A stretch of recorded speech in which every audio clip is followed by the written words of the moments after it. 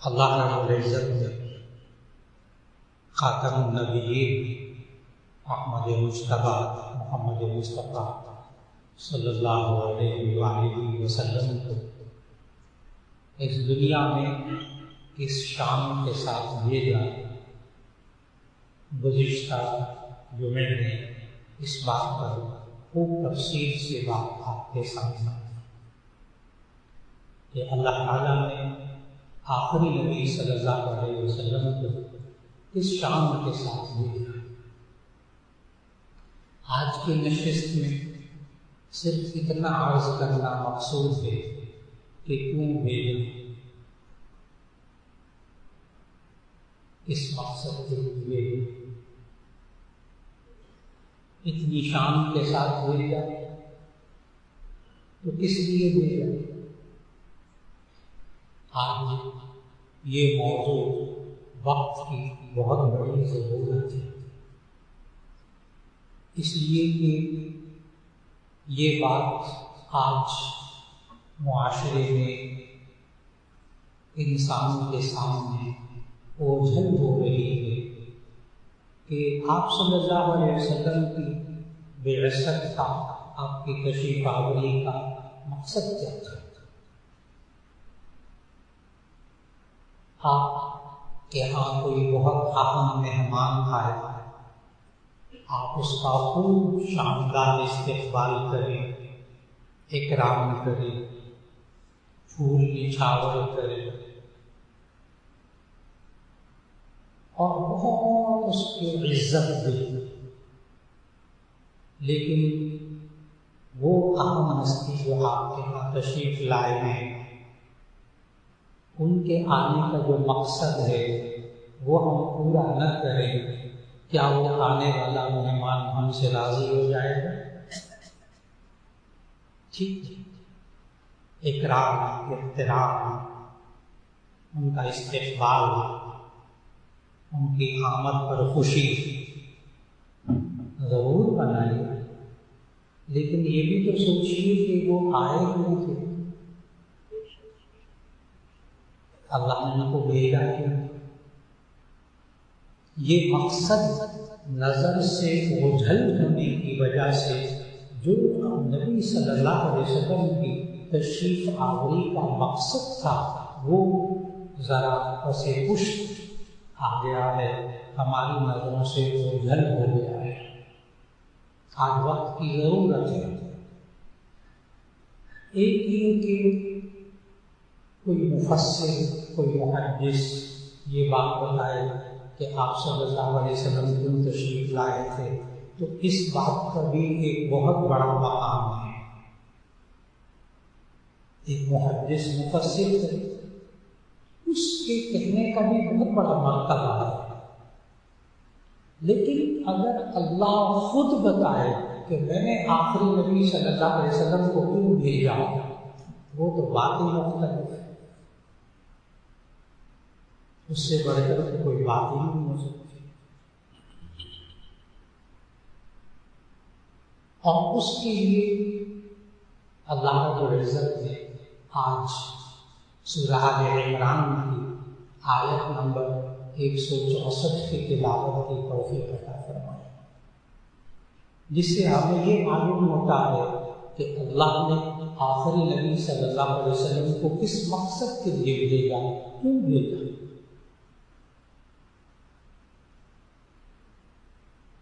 اور اس آیت کا ترجمہ عرض کرنا مقصود ہے۔ جب ضرورت پیش آئے یہ معلوم کرنے کی کہ اللہ نے آخری نبی صلی اللہ علیہ وسلم کو کیوں بھیجا، تو یہ آیت پڑھ لیجیے، اس کا ترجمہ پڑھ لیجیے، مقصد واضح ہو جائے گا۔ اور وہ آیت میں ہے لقد من اللہ علی المؤمنین اذ بعث فیہم رسولا من انفسہم، لقد من اللہ علی المؤمنین اذ بعث فیہم رسولا من انفسہم، اللہ نے احسان کیا ہے ایمان والوں پر کہ انہی میں سے رسول اللہ صلی اللہ علیہ وسلم کو بھیجا۔ اور قرآن مجید، پورے قرآن مجید کا مطالعہ کیجیے، اتنی ساری نعمتوں کا ذکر اللہ نے قرآن مجید میں فرمایا ہے، لیکن کسی نعمت کو دے کر اللہ نے پورے قرآن میں کہیں بھی احسان نہیں جتایا۔ پورے قرآن میں بے شمار نعمتوں کا ذکر ہے، کسی نعمت کو دے کر اللہ نے احسان نہیں جتایا سوائے اس ایک آیت پڑھنے پر۔ لقد من اللہ علی المؤمنین، اللہ نے ایمان والوں پر احسان کیا ہے کہ انہی میں سے رسول اللہ صلی اللہ علیہ وسلم کو بھیجا۔ یہ اتنی بڑی نعمت رسول اللہ صلی اللہ علیہ وسلم کا امتی ہونا کہ ہم میں سے رسول اللہ صلی اللہ علیہ وسلم کو بھیجا گیا۔ احادیث میں، مستند احادیث میں موجود ہے کہ نبی صلی اللہ علیہ وسلم نے فرمایا کہ گزشتہ انبیاء نے اس بات کی تمنا کی، آرزو کی، انبیاء نے اس بات کی آرزو کی کہ کاش ہم آخری نبی صلی اللہ علیہ وسلم کے امتی ہوتے، ہمیں تو مفت میں بنا دیا۔ اللہ ہمیں قدر کرنے کی توفیق۔ اور آخری نبی صلی اللہ علیہ وسلم کی قدر ہم کیسے کریں؟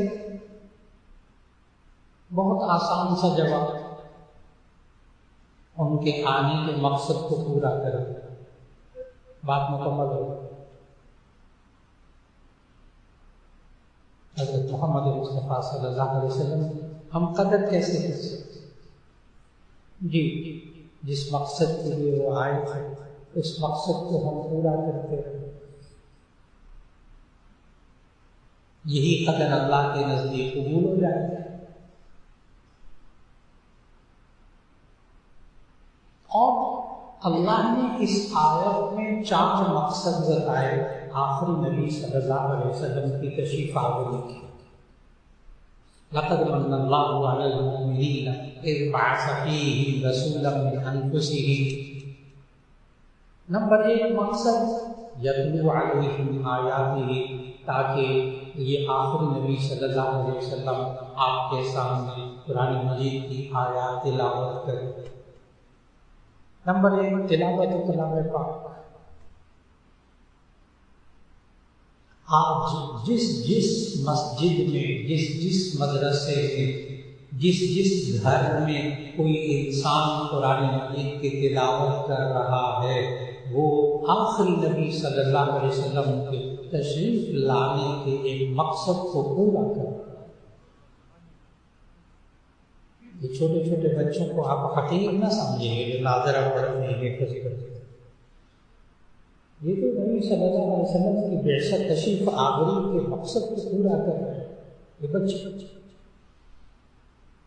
اگر کسی کے بچے نے ناظرہ قرآن پڑھا، تلاوت کرتا، کسی کے بچے نے قرآن مجید حفظ کیا ہے، اس کی بڑی قدر کیجیے گا، اس لیے کہ اس نے بعثت نبوی کے مقصد کو پورا کرنے دکھایا، پورے قرآن کو پڑھا ہے، پورے قرآن کو زبانی یاد کیا۔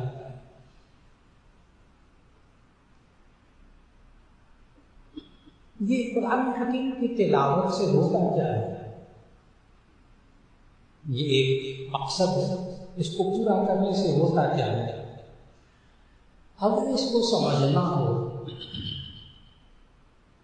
تو یہ جو سورہ آل عمران کی آیت نمبر 164 ہے، جس میں اللہ نے 4 مقصد بتائے ہیں نبی صلی اللہ علیہ وسلم کی تشریف آوری کے، اس آیت کے آخری حصے کو پہلے میں پڑھوں اور ترجمہ کروں تو بات بڑی اچھی طرح سمجھ میں آئے گی۔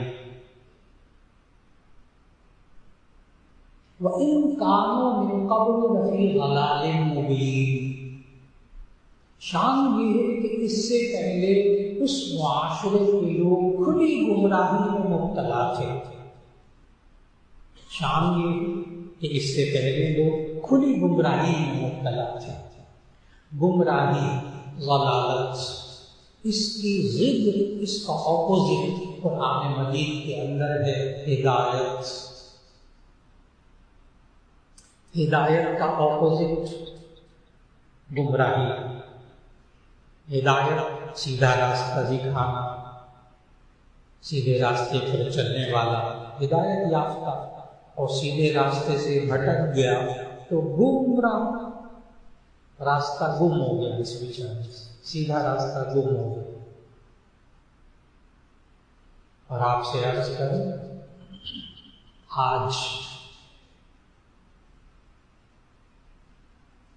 تمام مسلمان جو کلمہ پڑھتا ہے اور اس کے بچے اور بچیاں جب جوان ہوتے ہیں تو وہ ایک فکر میں مبتلا ہے، اپنی زندگی جیسے کیسے گزر گئی۔ جب اپنے بچے اور بچیاں جوان ہوتے ہیں تو وہ ایک کڑوا سوال ہے اس کا، جو آج وہ ہم علماء سے کر رہا، اور وہ کہتا ہے مولانا ہمیں کوئی راستہ بتائیں، ہمیں کوئی طریقہ بتائیں کہ ہمارے جوان بچے اور بچیاں گمراہی سے بچ جائیں۔ بڑا اہم سوال ہے، بڑا فکر مندی والا سوال۔ میں نے کہا اپنی زندگی ماں باپ کی جیسے تیسے گزر گئی، نماز بھی نہیں پڑھتے، روزہ بھی نہیں رکھتے، قرآن بھی نہیں پڑھتے، وہ مسلمان ہیں۔ ایسے مسلمان جو دینی فکر رکھنے والے ہیں ان کی تو فکر ہے، میں کہہ رہا ہوں جو عام بیچارے نام کے مسلمان ہیں ان کے بھی جب بچے اور بچیاں جوان ہو جاتے ہیں تو وہ یہ سوال کرتے ہیں، مولانا ہم بچے اور بچیوں کو گمراہی سے کیسے بچا سکتے ہیں؟ اس وقت کے لوگ سارے کے سارے گمراہی میں مبتلا تھے، اور آخری نبی صلی اللہ علیہ وسلم کو کیوں بھیجا گیا؟ ہدایت دینے والا بنا کر۔ ہادی یہ آخری نبی صلی اللہ علیہ وسلم کے صفتی ناموں میں سے ایک نام ہے۔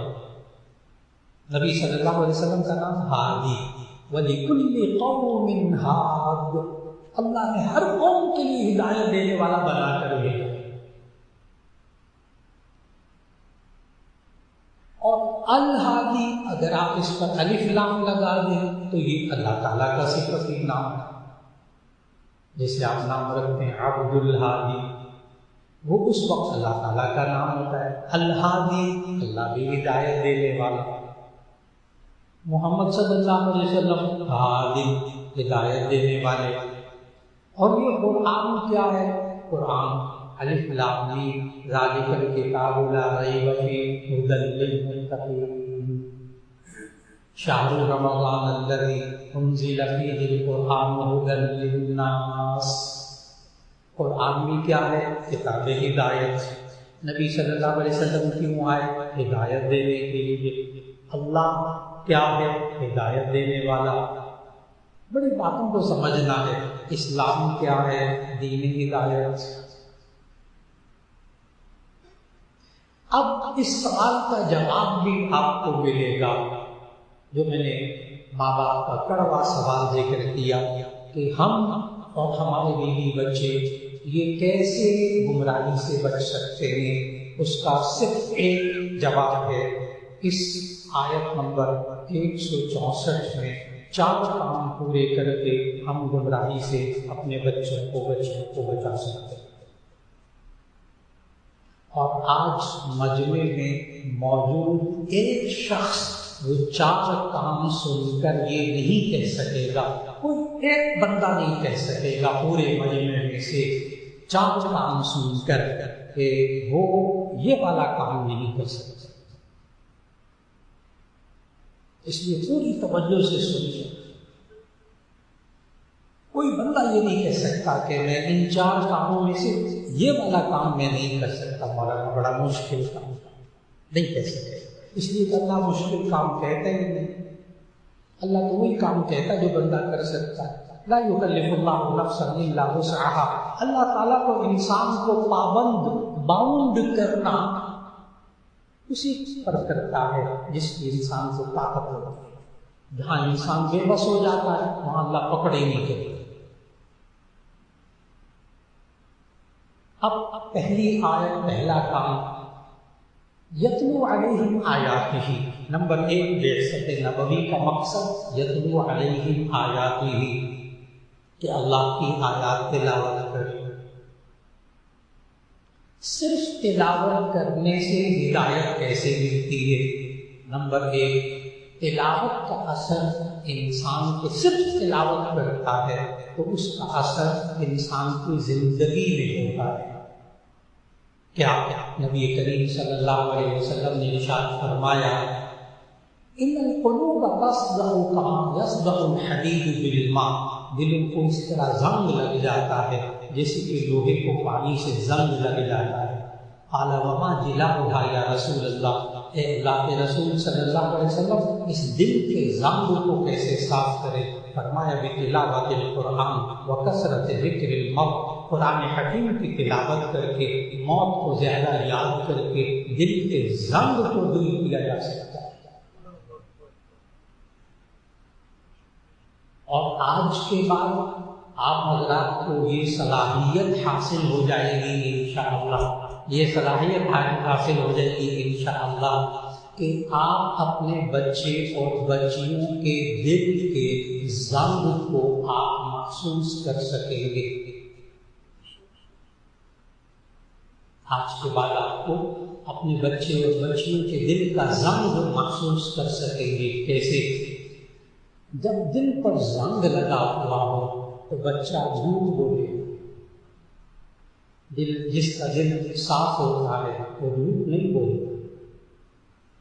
اگر آپ کا بچہ بچی جھوٹ بول رہا ہے، بہت آسان بات ہے، اگر آپ کا بچہ اور بچی جھوٹ بول رہا ہے تو ایسی صورت میں یہ دل پر زنگ لگا ہوا ہے۔ اگر آپ کا بچہ اور بچی چوری کر رہے ہیں، خیانت کر رہے ہیں، دل پر زنگ لگا ہوا ہے۔ اگر وہ آپ سے بدتمیزی سے بات کر رہا ہے تو اس کے دل پر زنگ لگا ہوا ہے۔ اگر وہ آپ کو تکلیف پہنچا رہا ہے تو دل پر زنگ لگا ہوا ہے۔ اگر وہ کوئی بھی برا کام کر رہا ہے اس کے دل پر زنگ لگا ہوا ہے۔ اور اگر وہ سچ بول رہا ہے تو آپ کے بچے اور بچی کا دل صاف ہے۔ اور اگر وہ امانت پر پکا ہے، پیسوں کے معاملے میں، باتوں کے معاملے میں، تو سمجھے کہ اس کا دل صاف ہے۔ اگر وہ آپ سے ادب سے بات کر رہا ہے تو سمجھے کہ اس کا دل صاف ہے۔ اگر وہ آپ کا احترام کر رہا ہے تو سمجھے کہ اس کا دل صاف ہے۔ اگر وہ نماز پڑھ رہا ہے تو سمجھے کہ دل صاف ہے۔ یہ قرآن کیا کرتا ہے؟ دل کے زنگ کو صاف کرتا ہے۔ اپنے بچے اور بچیوں کے اندر عادت ڈالیے کہ وہ روزانہ قرآن مجید کی تلاوت کرے، کیونکہ نبی صلی اللہ علیہ وسلم کو بھیجا اس لیے گیا ہے۔ یتلو علیہم آیات، بعثت نبوی کا مقصد کیوں بھیجا گیا ہے؟ پورا موضوع آج کل کیوں بھیجا ہے؟ تاکہ تلاوت کرے۔ یہ تلاوت کرنے سے کیا ہوتا ہے؟ دل کا زنگ صاف ہوتا ہے۔ میرے محترم، ہم میں سے ہر ایک چاہتا ہے کہ ہم پر، ہمارے کاروبار پر، ہمارے گھر پر اللہ کی رحمتیں، ہر شخص چاہتا ہے۔ دعا کے لیے بھی کہتے ہیں، دعا کیجیے اللہ ہم پر رحمت کر، ہمارے بیوی بچوں پر رحمت کر، ہمارے کاروبار پر رحمت کر۔ اب حدیث سنانے لگا ہوں۔ نبی صلی اللہ علیہ وسلم نے فرمایا، دیکھیے گا تلاوت سے کیا ہوتا ہے۔ نبی کریم صلی اللہ علیہ وسلم نے فرمایا، جس گھر کے اندر قرآن مجید کی تلاوت ہوتی ہے، حفتهم الملائکہ وغشیتهم الرحمہ وانزلت علیہم السکینہ، جس گھر میں قرآن مجید کی تلاوت ہوتی ہے، حفتهم الملائکہ، رحمت کے فرشتے اس گھر کو گھیر لیتے ہیں، وغشیتهم الرحمہ، اللہ کی رحمت اس گھر کو ڈھانپ لیتی ہے، وانزلت علیہم السکینہ، اور ان پر سکون نازل ہوتا ہے۔ جو بندہ چاہتا ہے میرے گھر پہ اللہ کی رحمت، یاد رکھیے جس گھر میں اللہ کی رحمت ہو وہ وہی گھر ہوگا جس میں ہدایت ہو، اور جس گھر میں گھر والوں کے اندر ہدایت نہیں ہوگی، گمراہی ہوگی، وہاں اللہ کی رحمت نہیں ہوگی، وہاں اللہ کی رحمت نہیں ہوگی۔ جہاں ہدایت ہوگی وہاں رحمت ہوگی۔ جہاں تلاوت ہوگی وہاں رحمت ہوگی، اور رحمت کا اپوزٹ، رحمت کی ضد، اگر رحمت نہ ہو تو کیا ہوتا ہے؟ ہدایت نہ ہو تو کیا ہوتی ہے؟ بہت سیدھی سیدھی بات ہے، ہدایت کی ضد میں نے بتائی گمراہی، یا ہدایت ہوگی یا گمراہی ہوگی۔ جس انسان کے اندر ہدایت ہے اس میں گمراہی نہیں ہوگی، جس میں گمراہی ہے اس میں ہدایت نہیں ہوگی۔ اور رحمت کی ضد اللہ نے قرآن میں بتائی ہے۔ میں بڑے ڈرتے ڈرتے اس لفظ کو بولنے لگا ہوں، رحمت نہ ہو تو کیا ہوگا؟ قرآن کی زبان میں، اللہ کے کلام میں، رحمت نہ ہو تو کیا ہوگا؟ میں ڈرتے ڈرتے لفظ بولوں گا، رحمت کا اپوزٹ، رحمت کی ضد قرآن کے اندر لعنت ہے۔ پڑھ لیجیے، سچ بولنے والوں پر، اچھے کام کرنے والوں پر اللہ کی رحمت ہوتی ہے۔ ان رحمت اللہ قریب من المحسنین، اچھے کام کرنے والوں پر اللہ کی رحمت ہوتی ہے۔ اور لعنت اللہ علی الکاذبین، جھوٹ بولنے والوں پر اللہ کی لعنت ہوتی ہے۔ لعنت اللہ علی الکافرین، کافروں پر، بات نہ ماننے والوں پر اللہ کی لعنت ہوتی ہے۔ برے کاموں کا ذکر کر کے اللہ نے کہا اولئک الذین لعنہم اللہ، یہ وہ لوگ ہیں جن پر اللہ لعنت کرتا ہے۔ لعنت یہ ضد ہے رحمت کی، یا ہدایت ہوگی یا گمراہی ہوگی، دونوں میں سے ایک۔ وہ ہمارے ہاں درس نظامی میں منطق پڑھاتے ہیں، لاجک، تو تحصیل منطق میں اور منطق کی کتابوں میں لکھا جاتا ہے ایک قضیہ حقیقیہ ہوتا ہے، ایک مانعۃ الجمع ہوتا ہے، ایک مانعۃ الحدوث ہوتا ہے۔ دو چیزیں جمع نہ ہو سکیں تو اس کو کہتے ہیں مانعۃ الجمع، دو چیزیں دونوں نہ ہوں اس کو کہتے ہیں مانعۃ الحدوث، اور دونوں میں سے ایک کو اس کو کہتے ہیں حقیقیہ۔ میں نے آسان کر کے بتایا، اب ذرا توجہ رکھیے گا، ہدایت اور گمراہی، ان میں سے یا ہدایت پر ہے یہ بندہ یا گمراہی پر ہے، دونوں ہوں ایک ہی معاملے میں، ایک بندہ ہدایت پر بھی ہو گمراہ ہو، یہ ہو ہی نہیں سکتا، اور ایک بندہ ایک معاملے میں نہ ہدایت پر ہو نہ گمراہی پر ہو، یہ بھی نہیں ہو سکتا، ان میں سے ایک ہو، یا ہدایت پر ہوگا یا گمراہ ہوگا۔ اب دوسری طرف ذرا دیکھیے گا، رحمت اور لعنت، ایک بندے پر اللہ کی رحمت بھی نہ ہو لعنت بھی نہ ہو، یہ نہیں ہو سکتا، اور دونوں ہوں یہ بھی نہیں ہو سکتا، ایک انسان پر اللہ کی رحمت بھی ہو رہی ہو لعنت بھی ہو رہی، نہ ممکن، ان میں سے ایک ہو، ایک۔ اب توجہ سے کہ تلاوت کرنے سے نبی صلی اللہ علیہ وسلم نے فرمایا جس گھر میں قرآن مجید کی تلاوت ہوتی اس گھر پر اللہ کی رحمت ہوتی، وہاں لعنت کا سوال ہی نہیں، لعنت کا سوال ہے۔ جو نماز پڑھنے والے ہیں ان پر اللہ کی رحمت ہوتی، جو روزہ رکھنے والے اللہ کی رحمت ہوتی، اچھے کام کرنے والوں پر، ابھی میں نے آیت سنائی ان رحمت اللہ قریب من المحسنین، اس لیے جو ہدایت پر ہوتا ہے اس پر اللہ کی رحمت ہوتی ہے۔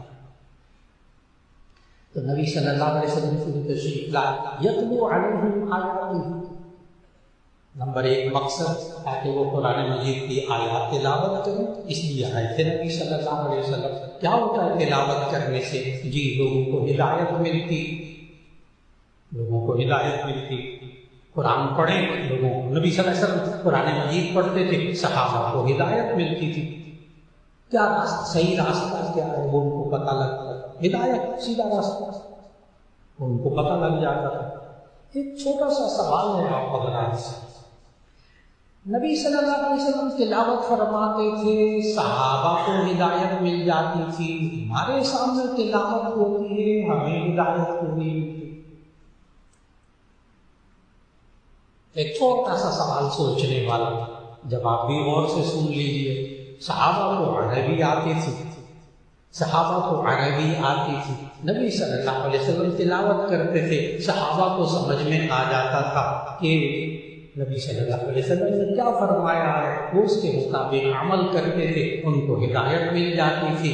اور جب قرآن مجید کی تلاوت کی جائے اور پورے مجموعے کو قرآن مجید کا ترجمہ نہ آتا ہو تو ایسی صورت میں برکتیں تو ملیں گی، ثواب تو ملے گا، وہ ہدایت کیسے ملے گی؟ ان کو سمجھ میں نہیں آئے. اب یہ کام جامعہ شفیعہ میں ہو رہا، یہ کام مدارس میں ہو رہا. کیا قرآن مجید کا ترجمہ سکھا، آئی تفسیر پڑھے، ترجمہ پڑھے، ہے کیا قرآن میں؟ یہ میں نے ایک خاص سوال کا جواب دیا ہے کہ نبی صلی اللہ علیہ وسلم تلاوت فرماتے تھے، صحابہ کو ہدایت ملتی تھی. کیوں؟ وہ عربی سمجھتے تھے تو قرآن بھی سمجھ میں آ جاتا، ان کو پتہ چل جاتا تھا نبی صلی اللہ علیہ وسلم نے کیا فرمایا، اس کے مطابق عمل کرتے تھے. اور جب تلاوت کی جائے اور سامنے بیٹھنے والوں کو اس کا مطلب ہی سمجھ میں نہ آئے تو ان کو کیا ملے گا؟ ثواب ملے گا. ایک حرف پڑھنے پر 10 نیکیاں ملیں گی انشاءاللہ، لیکن وہ جو ہدایت ہے وہ تو سمجھنے پر ملے گی. اس کے لیے پھر علماء کے پاس آنا ہوگا، بیٹھ کر ترجمہ سمجھنا ہوگا، قرآن کی تلاوت اس کا ترجمہ سمجھنا ہوگا، انشاءاللہ ہدایت ملے گی. یہ پتہ ہوگا اس کو قرآن میں کیا ہے. ایک تو میں نے اس سوال کا جواب دیا کہ یتلو علیہم آیاتہ، نبی صلی اللہ علیہ وسلم کیوں تشریف لائے تھے؟ ہدایت دینے کے لیے. اور ہدایت دینے کے لیے یعنی گمراہی سے نکالنے کے لیے 4 کام کیے. نمبر 1 تلاوت کلام پاک. اس کا مطلب کیا ہوا؟ ہم قرآن کو پڑھیں، سمجھ کر پڑھیں گے تو انشاءاللہ ہدایت نصیب ہوگی.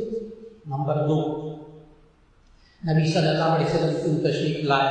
آج وقت کی بہت بڑی ضرورت ہے میرے بھائیوں، بہت وقت کی ضرورت ہے کہ لوگوں کے سامنے کھولیں اس بات کو کہ نبی صلی اللہ علیہ وسلم کیوں تشریف لائے تھے. آج آمد مصطفیٰ صلی اللہ علیہ وسلم کا جو مقصد ہے وہ لوگوں کی نظروں سے اوجھل ہو گیا ہے، اور کاموں میں پڑ گئے، اور کاموں میں پڑ گئے. وہ جو اصل مقصد تھا وہ ہے ہی سامنے، آج کھول کھول کر بیان کرنا ہے کہ نبی صلی اللہ علیہ وسلم کیوں تشریف لائے. نمبر 1 تلاوت کلام پاک فرمائے تاکہ لوگوں کو ہدایت نصیب ہو. نمبر 2 وَيُزَكِّيهِمْ، اس لیے آئے نبی صلی اللہ علیہ وسلم تاکہ لوگوں کی نفوس کو پاکیزہ بنائے، لوگوں کے نفوس کو پاکیزہ بنائے. نبی صلی اللہ علیہ وسلم نے پتہ کتنا پاکیزہ بنایا.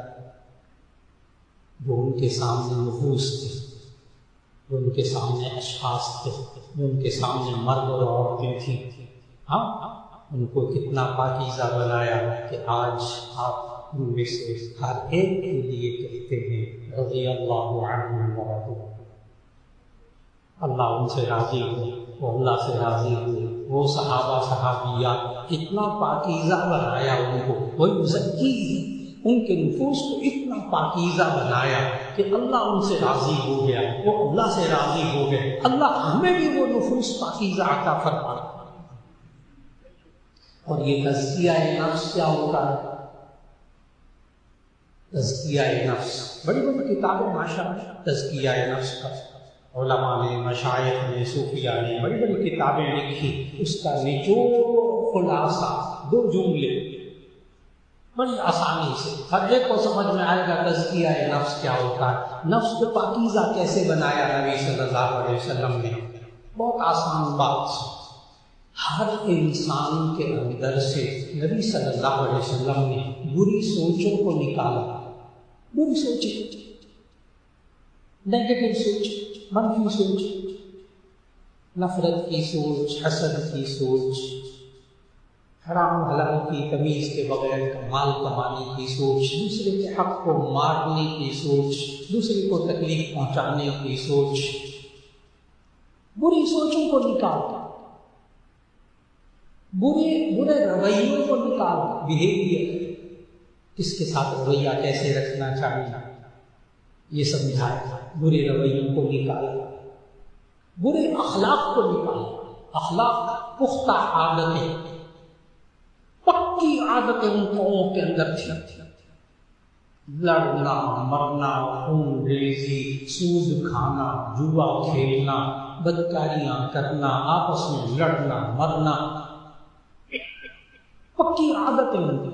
شراب نوشی، شراب کی نشہ، اس قوم کی ثقافت، کلچر، اتنی پکی گندی عادتیں تھیں اس قوم کے اندر۔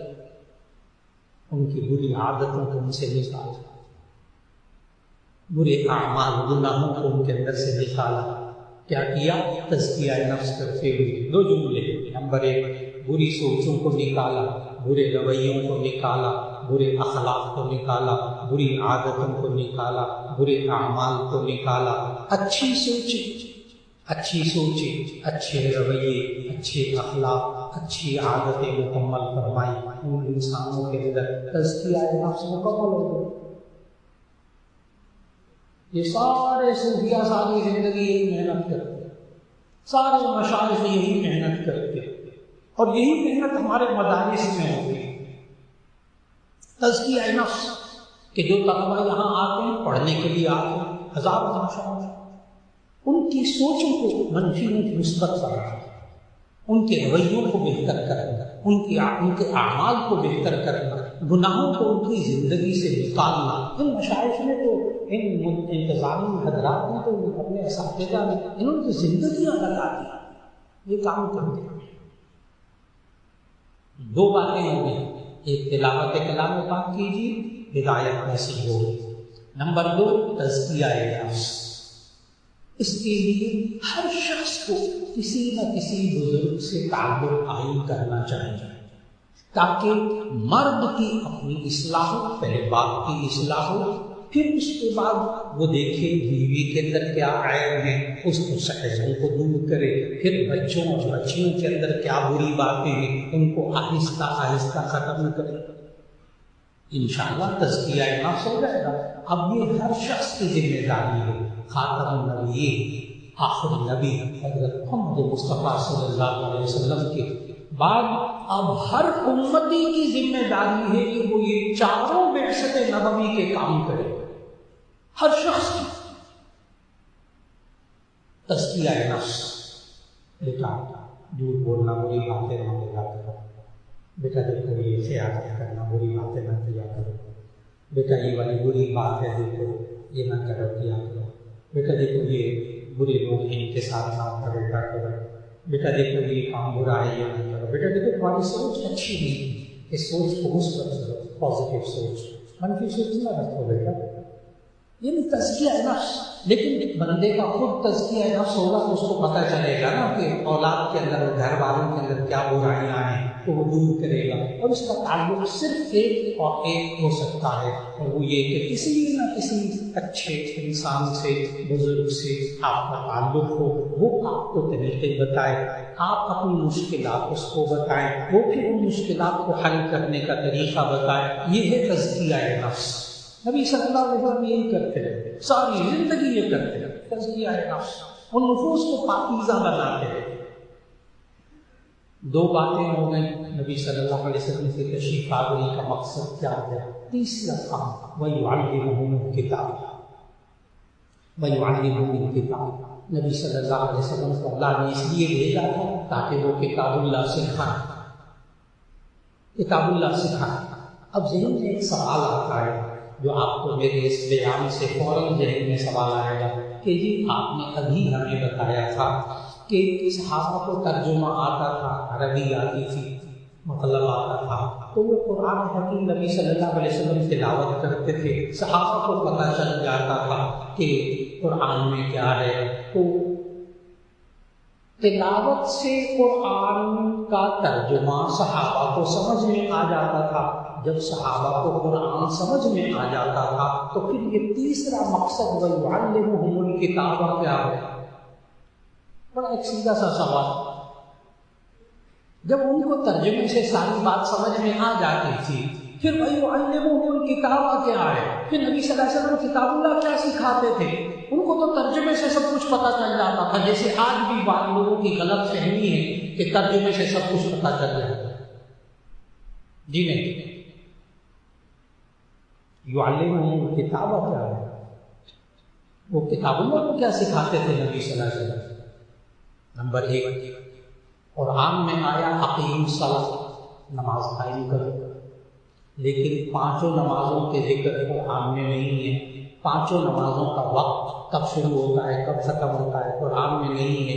آج جمعہ پڑھیں گے، ظہر پڑھیں گے، عصر پڑھیں گے، آپ کو ان نمازوں کا طریقہ قرآن میں نہیں ملے گا۔ وہ تو یعلمہم الکتاب، نبی صلی اللہ علیہ وسلم نے کتاب اللہ سکھائی، جو احادیث میں نبی صلی اللہ علیہ وسلم کے ارشادات میں ان میں موجود ہے۔ وَيُعَلِّمُهُمُ الْكِتَابَ، اب نبی صلی اللہ علیہ وسلم کتاب اللہ کیسے سکھائی؟ دین کے 5 شعبوں کو سکھایا۔ کتاب اللہ سکھاتے ہوئے دین کے 5 شعبوں کو سکھایا۔ نمبر 1 ایمانیات، ایمانیات عقائد، پورا قرآن مجید اس کی تفصیلات سمجھائیں۔ بنیادی 5 عقائد قرآن میں ہیں۔ آمنت باللہ وملائکتہ وکتبہ ورسلہ والیوم الآخر، یہ 5 کسی ترتیب سے سورہ نساء کے اندر موجود ہے۔ تو 5 بنیادی عقیدے سمجھا دیے، اب اس کے آگے جو تفصیل ہے وہ نبی صلی اللہ علیہ وسلم نے احادیث میں سمجھائی، وہ احادیث میں موجود ہے۔ چنانچہ ایمانیات 5 شعبے دین کے سکھائے۔ آج ہمیں ان 5 شعبوں کو سیکھنے سکھانے کی ضرورت ہے، اس کے بغیر ہدایت نہیں ملے گی۔ نمبر 1 ایمانیات عقائد، نمبر 2 عبادات، عبادات کی ساری تفصیل قرآن میں نہیں ہے، زکوٰۃ کا نصاب قرآن میں نہیں ہے، روزے کی تفصیلات قرآن میں نہیں ہے، حج کا پورا طریقہ قرآن میں نہیں ہے، نبی صلی اللہ علیہ وسلم نے سکھایا۔ تو ایمانیات، نمبر 2 عبادات، نمبر 3 معاملات، لین دین تجارت، اس کے اصول قرآن میں ہیں، تفصیلات احادیث میں ہیں۔ تو ایمانیات، عبادات، معاملات۔ نمبر 4 معاشرت، رہنا سہنا، کھانا پینا، شادی بیاہ، یہ سب کچھ نبی صلی اللہ علیہ وسلم نے احادیث میں سمجھایا۔ نمبر 5 اخلاق، ایمانیات، عبادات، معاملات، معاشرت، اخلاقیات، یہ 5 شعبے نبی صلی اللہ علیہ وسلم نے یعلمہم الکتاب سے سکھائے۔ اور 3 مقصد ہو گئے جناب اب تک۔ نبی صلی اللہ علیہ وسلم کیوں تشریف لائے؟ آج بات ہو رہی تھی کہ آمد مصطفیٰ صلی اللہ علیہ وسلم کیوں ہوئی، نبی صلی اللہ علیہ وسلم کیوں تشریف لائے؟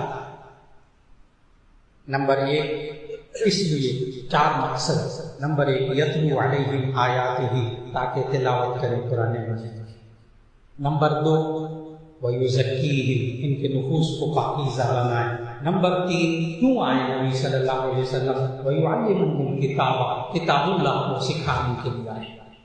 آخری نقطہ نمبر 4، نبی صلی اللہ علیہ وسلم کیوں تشریف لائے؟ وَيُعَلِّمُهُمُ الْكِتَابَ وَالْحِکْمَةَ، دانائی سکھانے کے لیے تشریف لائے۔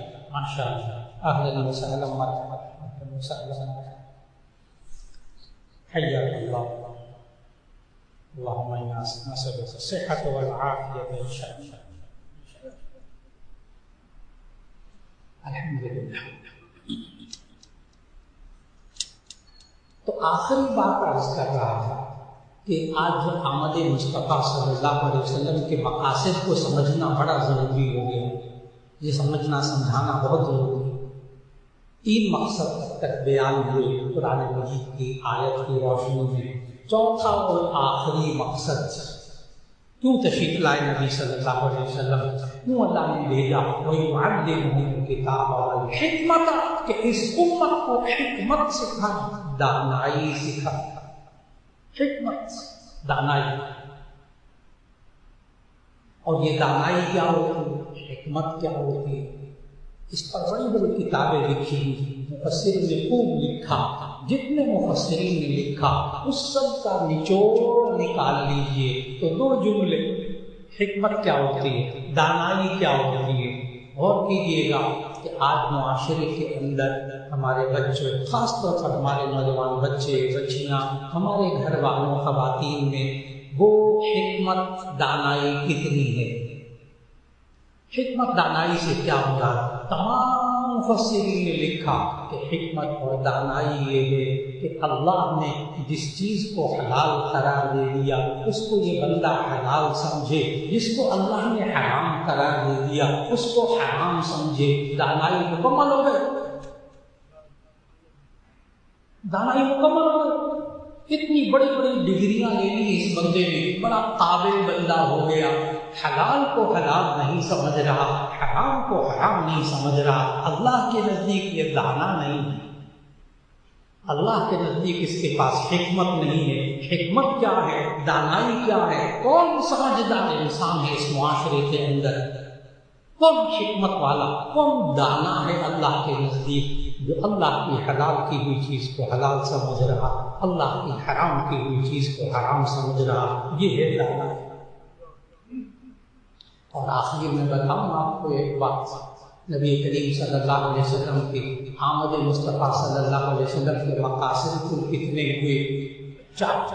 جب ضرورت پیش آ جائے، سورہ آل عمران، سورہ آل عمران آیت نمبر 164 تلاوت کیجیے، ترجمہ پڑھیے، یہ چاروں مقصد سمجھ میں آئیں گے۔ اس سے آپ کو ایک اور سوال کا جواب بھی مل گیا کہ آج ہم اپنے آپ کو اور اپنی نئی نسل کو گمراہی سے کیسے بچائیں، ان کو ہدایت پر کیسے لائیں۔ صرف یہ چار کام کر کے ہم ان کو گمراہی سے واپس لا سکتے ہیں قرآن مجید کی اس آیت کے مطابق۔ چار کام کر کے تلاوت کلام پاک۔ اور غور کیجیے گا، اہم بات جو بتانے لگتا ہوں کہ جامعہ اشرفیہ میں آمد مصطفیٰ صلی اللہ علیہ وسلم کے یہ چاروں کاموں کو پورا کرنا جامعہ اشرفیہ کا مقصد ہے۔ تمام مدارس کا یہی مقصد ہے۔ یہ تمام تمام مدارس میں کیا ہوتا ہے؟ جی آمد مصطفیٰ صلی اللہ علیہ وسلم کے مقاصد کو پورا کیا جاتا ہے۔ چاروں مقصد کیسے پورے ہوتے ہیں؟ یہاں تلاوت کلام پاک سکھائی جاتی ہے، یہاں تزکیہ نفس ہوتا ہے، یہاں کتاب اللہ کی تعلیم ہوتی ہے، قرآن و سنت کی تعلیم دی جاتی ہے، یہاں حکمت سکھائی جاتی ہے، کیا حلال ہے کیا حرام ہے، ایک ایک باریک باریک بات سکھائی جاتی ہے۔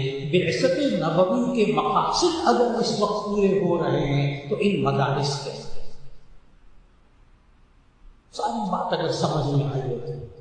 لہذا ہمیں نئی نسل کو گمراہی سے بچانے کے لیے کچھ نہ کچھ وقت مدارس میں دینا پڑے گا اپنے بچوں کو، تاکہ یہ گمراہی سے بچ سکیں، تاکہ چار کام سکھانے ہیں بس۔ تلاوت کلام پاک سکھائیے، کتاب اللہ سکھائیے، تزکیہ نفس کیجیے، حلال حرام کی تمیز ایک دفعہ اپنی نئی نسل کے اندر پیدا کر دے۔ یہ میڈیا، یہ سوشل میڈیا، یہ فلاں شیطان کے فتنے، یہ شیطان کے جال، یہ تو قیامت تک رہیں گے، یہ قیامت تک آتے رہیں گے۔ لیکن اگر ہم نے یہ چار کام کر لیے، اللہ ہماری نئی نسل کو کبھی گمراہ نہیں ہونے دے گا انشاءاللہ۔ اللہ ہم میں سے ہر ایک آمد مصطفیٰ صلی اللہ علیہ وسلم کے مقاصد کو پورا کرنے کی کوشش کرنے کی توفیق عطا